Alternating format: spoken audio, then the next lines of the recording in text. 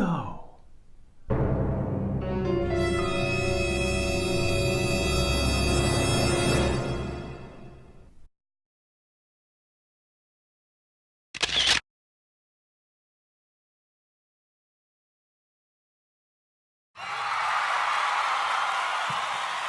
Hey everybody, welcome back to the channel. Today I want to answer the question, excuse me, UGAZ, is it too late? Is it too late? That's right, in today's episode, we're talking about it's had 2 monster days and we're diving in right now.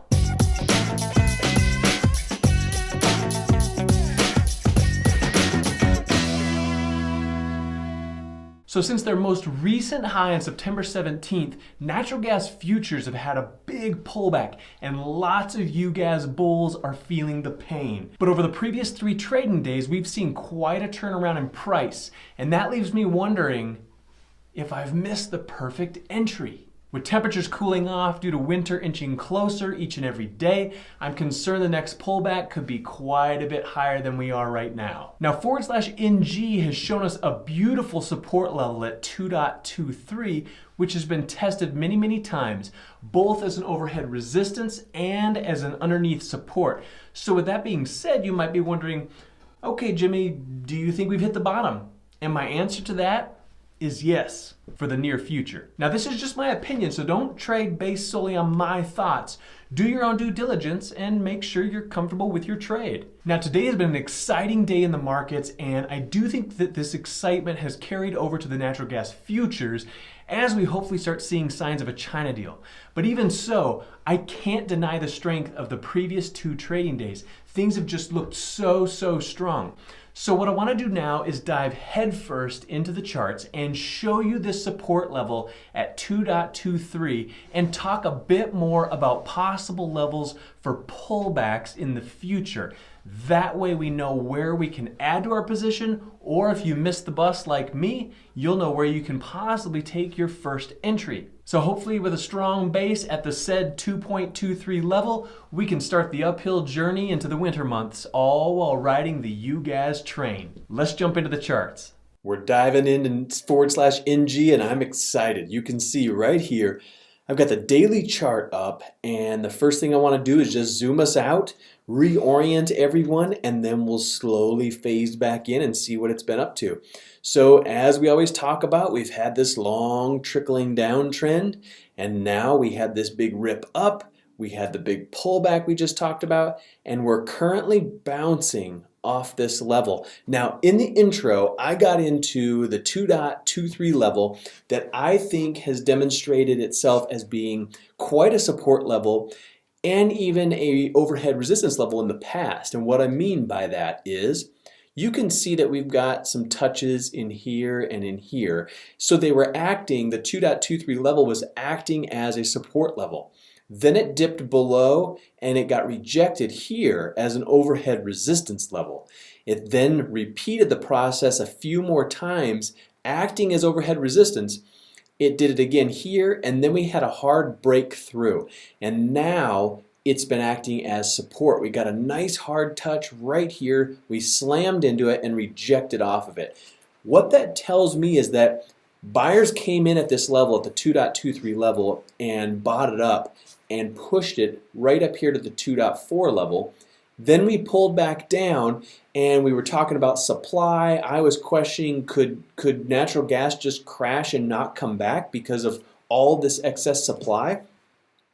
And then we bounced. Now today's strong reaction, I think, is sort of being helped or bolstered by the sentiment and the upside in the markets today with us getting closer to a China deal, hopefully, but I think that that's helped today's rally upward, but I can't deny, like I said in the intro, I can't deny these previous 2 days. So we've had this nice push up, and we do have more supply, but we do have winter weather coming. So we're not going to get warmer this year. We're going to get colder. We all know that.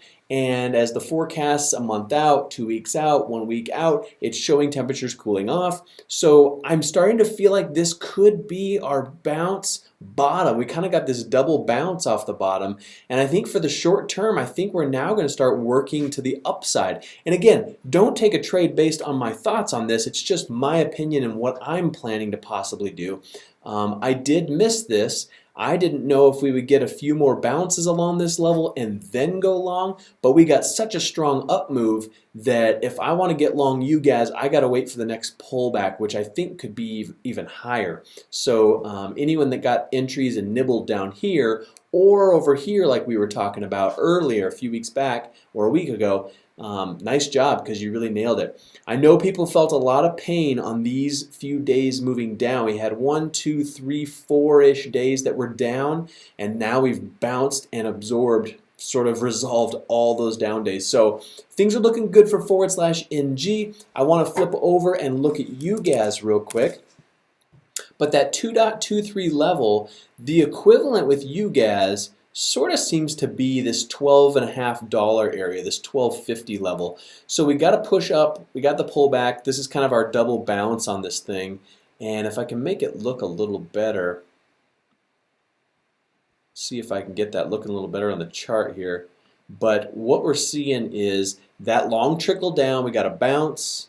Then we got the painful week last week. A lot of you commented and said, hey, should I flip and go DGAZ? What's going to happen with /NG and UGAZ?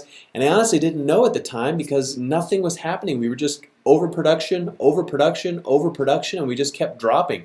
But now we've bounced and had a hard move up. So this is kind of an exciting time to see what's going to happen moving forward with UGAZ and /NG.